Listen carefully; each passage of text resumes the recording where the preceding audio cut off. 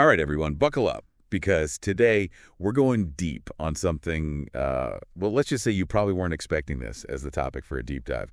We're talking glory hole repair. Okay. And no, we're not getting into, like, actual DIY home improvement. Right. Our source material today is a YouTube video, and the creator, well, I'm sure you've already guessed it, is Penguins. Of course. The master of the absurd. Exactly, and he's really leaning into that comedic absurdity in this one. Yeah. But what we're going to do today is go a little deeper, Yeah. past just the surface level laughs and really sort of like unpack what makes this video tick. I think that's a great idea because with penguins, there's always a lot more going on beneath the surface. Absolutely. Like right off the bat, the video is framed as this ridiculous infomercial. Yeah, for liquid drywall. Right, liquid drywall.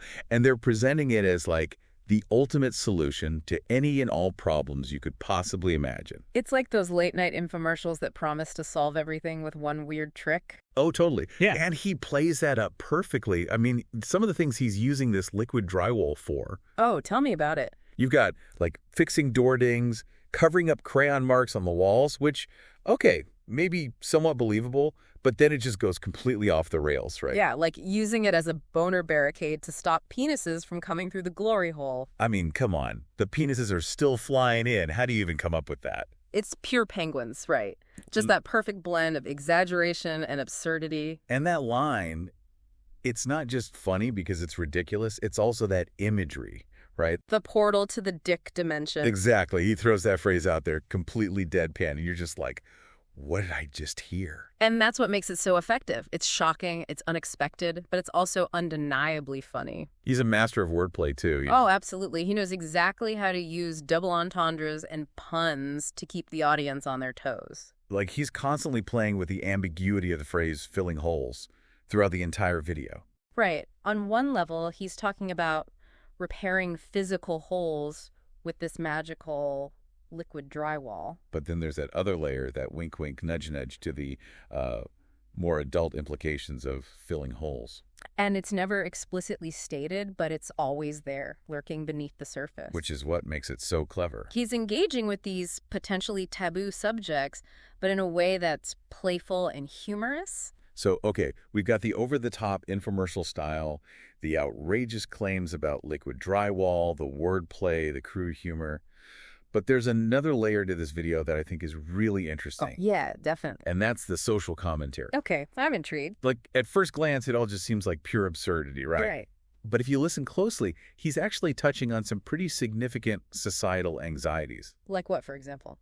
Well, like you mentioned earlier, the whole concept of overpopulation. Yeah, he makes a comment like, billions of people on this planet, that's a lot of penises. Exactly. Yeah. And it's played for laughs, of course. But it also kind of makes you think about the strain that so many people put on the planet. It's a pretty heavy topic to sneak into a comedic video about glory hole repair. That's what's so brilliant about it. He's able to address these potentially controversial issues in a way that's disarming and, dare I say, even entertaining. He's using humor as a way to open up a dialogue. Yeah, like if he just came out and said, hey, overpopulation is a serious problem, people might tune him out. Totally, but by wrapping it up in this layer of absurdity, he makes it more approachable. And maybe even gets people thinking about these issues in a new way. It's almost like a Trojan horse for social commentary. That's a great analogy. And it's not just overpopulation, right? Right. There are also hints of commentary on things like, anxieties about sexuality and, like, even the pressures of parenting. Yeah, like when he talks about using liquid drywall to cover up the holes his kids have punched in the walls. Exactly. On the surface, it's a joke about rambunctious kids, but there's also that underlying message about the stress and frustration that parents often face. It's like he's tapping into these universal experiences, but filtering them through this lens of absurdity. Which, in a way, makes them even more relatable. Because it's not just about the specific situation, it's about the emotions and anxieties behind it. So we've got the humor, the wordplay, the social commentary. But ultimately, I think what makes this video so successful is that it works on multiple levels. Totally. It's entertaining, it's thought-provoking, and it even manages to be a little bit subversive. It's like he's managed to create this perfect blend of lowbrow humor and highbrow commentary. And that's a rare feat. So as we wrap up this deep dive, I'm curious, do you think this approach, this use of humor to address challenging topics, could be applied more broadly? That's a really interesting question. Like, could you use humor to talk about climate change, for example? I mean, it's definitely a tool worth exploring, right? Because humor has this amazing ability to disarm people and make them more receptive to difficult conversations. Yeah, if you can make someone laugh, you've already created a connection. And from there, you can start to introduce more complex ideas. It's not about trivializing these issues, but rather finding a way to make them more accessible. Exactly, because sometimes a little bit of laughter can be the best way to open up a dialogue. Well, on that note, I think we've just about reached the end of our deep dive. Hmm.